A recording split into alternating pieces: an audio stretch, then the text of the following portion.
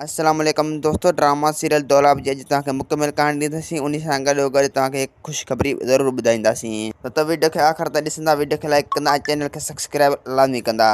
तो दौलाब ड्रामे जी वॾी तेज़ी सां शूटिंग हली रही आहे। तव्हां ॾिसी चुका आहियो त उन्हनि में रेसन जो जहिड़ो ऐं हारिन जो जहिड़ो सभिनी जो जहिड़ो हले पियो।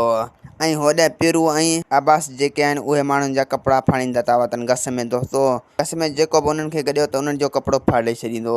त इन जे करे माण्हू उन्हनि खे कुटींदा रहंदा ऐं जेको साईं निशाद शाह ऐं ओठो इहे पाण में गॾु हूंदा ऐं रबनि सां विढ़ंदा रहंदा। तो रबनि हिते हिकु रेस अथव। रबनि जेको आहे साईं निशाद शाह माण्हू उन जी माण्हू खे कुटको ॾींदो ऐं उन जी माण्हू खे घणी बेइज़ती कंदो त साईं निशाद शाह जा होश खता थी वेंदा। मतिलबु रेस गफ़ार खान जा होश खता थी वेंदा। त पोइ हू पाण में इन ॻाल्हि में टकरिजी पवंदा।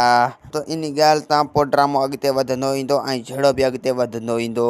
तो तव्हांजे लाइ ॿी ख़ुशख़बरी इहा आहे त ड्रामे जी पहिरीं स्पेशल मुकमिल थी चुको आहे। उन जी हाणे जल्द खां जल्द टीज़र अचण वारी आहे। टीज़र ईंदो त इन खां पोइ प्रोमो ईंदा। प्रोमो मां हिन जी जल्द खां जल्द एपिसोड ईंदी। अगरि प्रोमो आया त पोइ हिन जी एपिसोड अचण में देरि न कंदी।